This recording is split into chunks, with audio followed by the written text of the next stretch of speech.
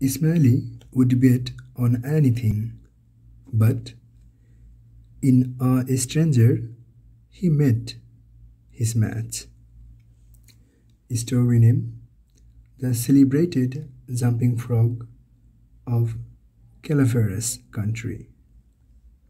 Written by Mark Twain, who, born in 1835 and died in 1910. Now, writer's biography. Every American knows something of the life of America's great storyteller, born Samuel Longhorn Clemens in Florida, Missouri, and better known throughout the world as Mark Twain. The lad's boyhood, much like that of his own Tom Sawyer and Huckleberry Finn, was spent in Hannibal, Missouri, a town on the Mississippi River. Sam, when his father died, was apprenticed to his brother Orion, who ran a country newspaper. And at the typeface, the boy learned not only a useful trade but the elements of journalistic writing. After wandering about the eastern states as a journeyman printer, the young man mastered the glamorous vocation of Mississippi steamboat pilot, as he was to relate in life on the Mississippi.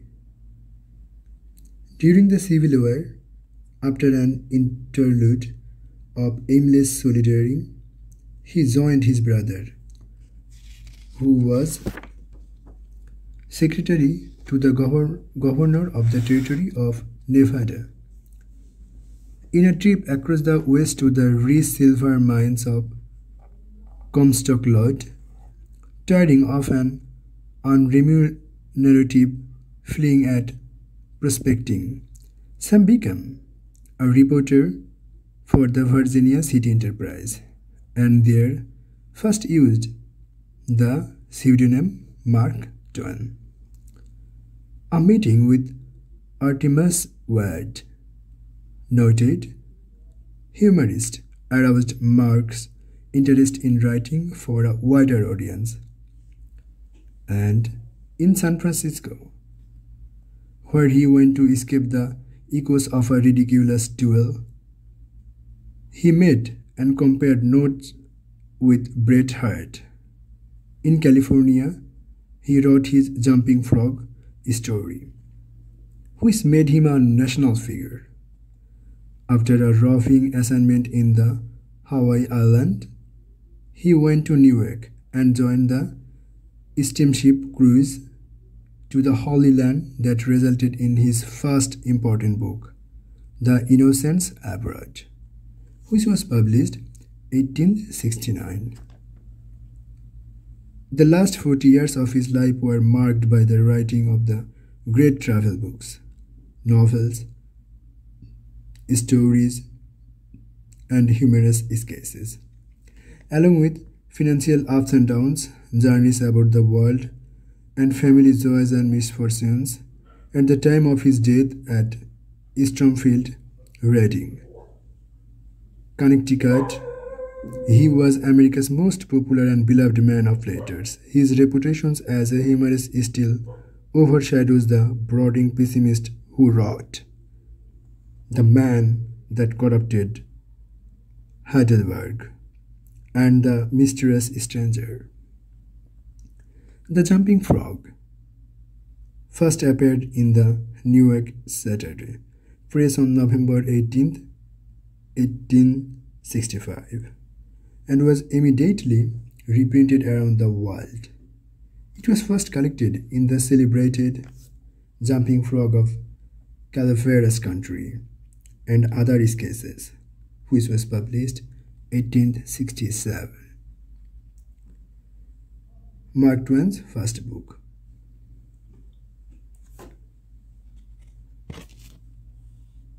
the celebrated jumping frog of Calaveras country. In compliance with the request of a friend of mine who wrote me from the East, I called on good-natured, garrulous old Simon Wheeler and inquired after my friend's friend Leonidas W. Semele, as requested to do, and I hereunto append the result.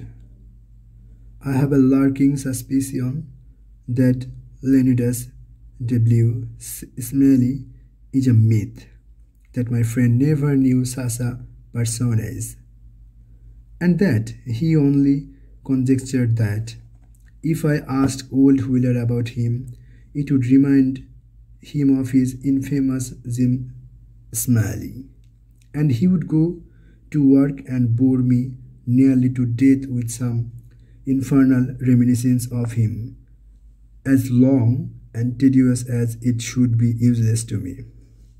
If that was the design, it certainly succeeded.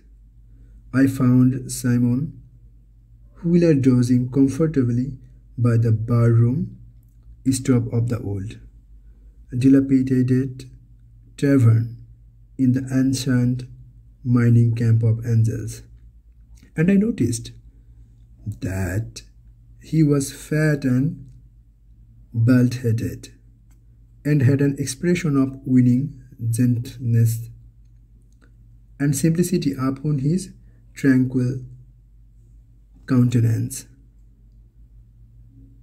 He roused up and gave me good day. I told him a friend of mine had commissioned me to make some inquiries about a serious companion of his boyhood named Leonidas W. Smiley. Leonidas W. Smiley, a young minister of the gospel, who had heard was at one time a resident of Angel's camp. I added that if Mr. Wheeler could tell me anything about his Rev. Leonidas W. Smiley, I would feel under many obligations to him. Simon Wheeler backed me into a corner and blockaded me there with his chair, and then sat me down and reeled off the monotonous narrative which follows his paragraph. He never smiled, he never frowned, he never changed his voice from the gentle flowing key to which he turned the initial sentence. He never betrayed the slightest suspicion of enthusiasm, but all through the interminable narrative there ran a vein of impressive earnestness and sincerity, which showed me plainly that, so far from his imagining that there was anything ridiculous or funny about his story, he regarded it as a really important matter and admitted its two heroes as men of transcendent genius in finesse. To me, the spectacle of a man drifting serenely along through a Sasa square arm without ever smiling was exquisitely absurd. As I said before, I asked him to tell me what he knew of Rev. Leonidas W. Smiley, and he replied as follows. I let him go on in his own way and never interrupted him once. There was a fellow here once by the name of Jim Smiley in the winter of 49, or maybe it was the spring of 50. I don't recollect exactly. Somehow, though, what makes me think it was one or the others is because I remember the big flame wasn't finished when he first came to the camp. But anyway, he was the curiousest man about always betting on anything that turned up you ever see. If he could get anybody to bet on the other side, and if he couldn't, he had he would change sides. Anyway, what suited? The other man would suit him anyway, just so's he got a bet.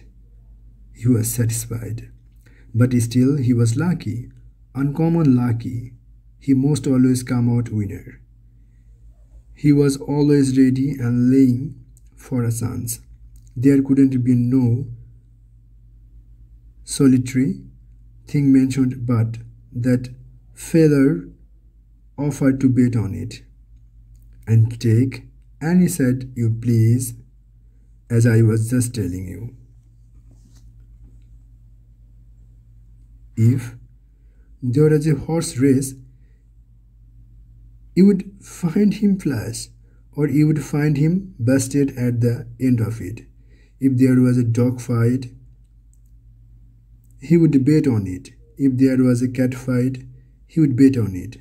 If there was a chicken fight, he would bet on it. Why? If there was two birds sitting on a fence, he would bet you which one would fly fast. Or if there was a camp meeting, he would be there regular to bet on person worker which he judges to be the best exhorter about the hair. And so he was too, and a good man. If he even seen a straddle bug start to go anywheres, he would bet you how long it would take him to get wherever he was going to. And if you took him up, he would follow that straddle bug to Mexico. But what he would find out where he was bound for and how long he was on the road. Lots of the boys here has seen that smiley and can tell you about him. Why? It never made no difference to him. He would bet on anything. The drankest feller. Person worker's wife laid very sick once for a good while, and it seemed as if they weren't going to save her. But one morning he came in, and Smiley asked how she was, and he said she was considerable better. Thank the Lord for his infinite mercy and coming on so smart that, with the blessing of Providence, she would get well yet. And Smiley, before he thought, says, well, I'll risk 2.5 that she don't anyway. This year Smiley had a mare. The boys called her the 15-minute nag, but that was only in fun, you know, because of course she was faster than that. And he used to win money on that horse, for all she was so slow and always had the asthma, or the distemper, or the consumption, or something of that kind. They used to give her 200 or 300 yards start and then pass her underway. But always at the fag end of the race, she would get excited and desperate like, and come cavorting and struggling up, and skirting her legs around limber, sometimes in the air and sometimes out to one side amongst the fences, and kicking up more dust and raising more racket with her coughing and sneezing and blowing her nose, and always face up at the stand, just about a neck ahead, as near as you could keep her it down. And he had a little small bulb up, that to look at him you'd think he want worth a cent, but to sit around and look ornery and live for a chance to steal something. But As soon as money was up on him, he was a different dog. His underjawed began to stick out like for castle of a steamboat, and his teeth would uncover and shine savage like the furnaces. And a dog might tackle him and bullyrag him and bite him and threw him over his shoulder 2 or 3 times. And Andrew Jackson's, which was the name of the pup, Andrew Jackson's would never let on but what he was satisfied and hadn't expected nothing else, and the bets being doubled and doubled on other side all the time till the money was all off. Then all of a sudden he would grab that other dog's chest by the joint of his hind leg and freeze it to it. Not claw, you understand, but only just grip and hang on till they throwed up the sponge. If it was a year, Smiley always come out winner on that puff, till he harnessed a dog once that didn't have no hind legs because they would have been shot off by a circular saw. And when the thing had gone along for enough, and the money was all off, and he come to make a snatch for his pet halt, he saw in a minute how he would been imposed on, and how the other dog had him in the door, so to speak. And he would appeared surprised, and then he looked shorter, discouraged like, and didn't try no more to win the fight, and so he got shocked out bad.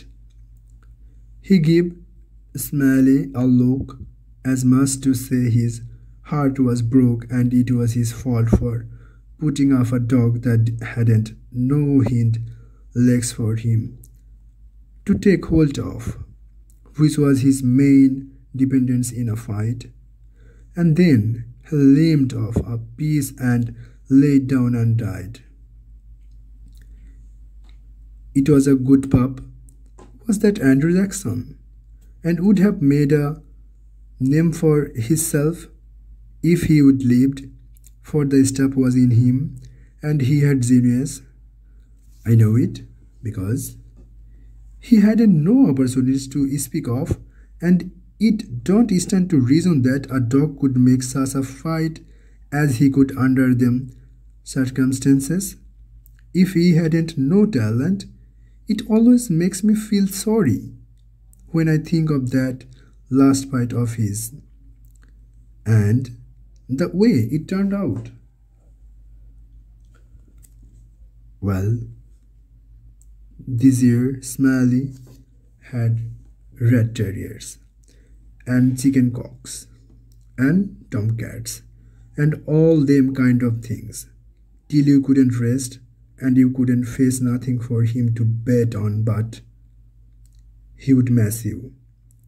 He caged a frog one day and took him home and said he would tackle to educate him, and so he never done nothing for these 3 months but sat in his backyard and learned that frog to jump. And you bet he did learn him too. He would give him a little punch behind, and the next minute he would see that frog wheeling in the air like a ducknut. See him turn one summerist, or maybe a couple, if he got a good start and come down flat-footed and all right, like a cat. He got him up so in the matter of catching flies, and kept him in practice so constant that he would nail a fly every time as far as he could see him. Smiley said all a frog wanted was education, and he could do most anything, And I believed him. Why, I have seen him set Donald Webster down here on his floor. Donald Webster was the name of the frog. And sign out, "Flies! Donald, flies!" And quicker you could wink. He would spring straight up and snag a fly off the counter there and flop down on the floor again, as solid as a gob of mud, and fall to scratching the side of his head with his hind foot as indifferent as he could, hadn't no idea he had been doing any more any frog might do. You never see a frog so modest and straightforward as he was, for all he was so gifted. And when it come to fair and square jumping on the dead level, he could get over more ground at one straddle than any animal of his breed you ever see. Jumping on a dead level was his strong suit. You understand, and when it come to that, Smiley would end up money on him as long as he had a bread. Smiley was monsters proud of his frog, and well he might be, for fellers that had travelled and been everywhere all said he laid over any frog that ever they see. Well, Smiley kept the beast in a little lattice box, and he used to face him downtown sometimes and live for a bit. One day, a feller, a stranger in the camp he was, come across him with his box and says, "What might it be that you have got in the box?" And Smiley says, shorter indifferent like, "It might be a parrot, or it might be a canary, maybe, but it ain't. It's only just a frog." And the fella took it and looked it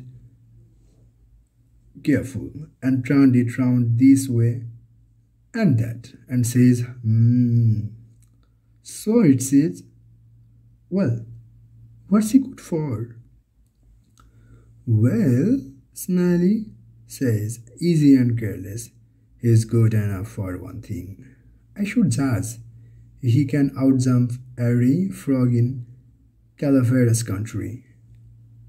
The fella took the box again and took another long particular look and gave it back to Smiley and says, very deliberate, "Well, I don't see no points about that frog that's any better any other frog."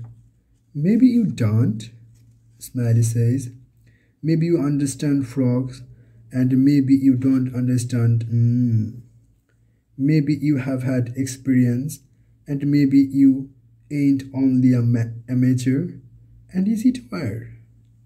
Anyways, I have got my opinion, and I'll risk $40 that he can outjump any frog in Calaveras country." And the fella studied a minute and then says, kinder sad like, "Well, I am only a stranger here and I ain't got no frog, but if I had a frog, I'd bet you." And then Smiley says, that's all right. If you will hold my box a minute, I'll go and get you a frog." And so the fella took the box and put up his $40 along with Smiley's and sat down to it. So he sat there a good while thinking to himself. And then he got the frog out and pried his mouth open and took a teaspoon and filled him full of quail shot, filled him pretty near up to his chin, and set him on the floor. Smiley, he went to the swamp and slopped around in the mud for a long time. And finally, he catched a frog and fetched him in and gave him to this feller and says, "Now, if you are ready, set him alongside of Daniel with his forepaws just even with Daniel, and I will give the word." Then he says, "1, 2, 3, jump." And him and the feller touched up the frogs from behind, and the new frog hopped up. But Daniel gave a heap and histed up his shoulders, so like a Frenchman, but it wasn't no use. He couldn't budge. He was planted as solid as an anvil, and he couldn't no more stir than if he was anchored out. Smiley was a good deal surprised, and he was disgusted too. But he didn't have no idea what the matter was, of course. The fellow took the money and started away. And when he was going out at the door, he sort of jerked his thumb over his shoulder this way at Daniel and says again, very deliberate, "Well, I don't see no pins about that frog that's any better any other frog."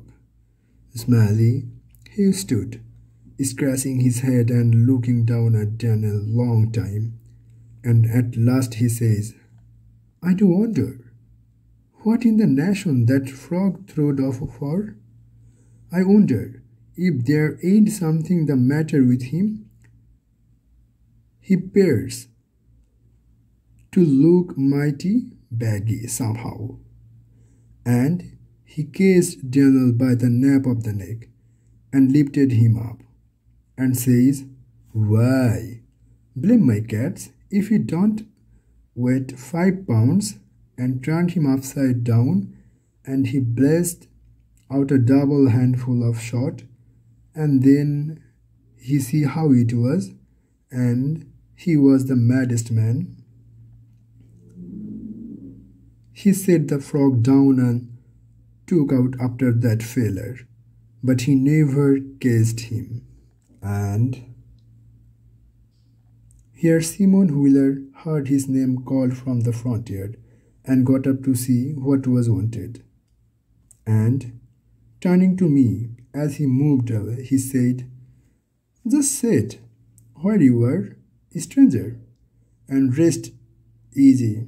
I ain't going to be gone a second. But by your leave." I didn't think that a continuation of the history of the enterprising vagabond, Jim Smiley, would be likely to afford me much information concerning the Rev. Leonidas W. Smiley, and so I started away. At the door, I met the sociable Wheeler returning, and he buttonholed me and recommenced. "Well, this here Smiley had a yellow, one-eyed cow that didn't have no tail, only just a short stump like a banana. And oh, hang Smiley and his afflicted cow," I muttered, good naturedly, and bidding the old gentleman good day, I departed. This was the story of Mark Twain, the celebrated jumping frog. The end.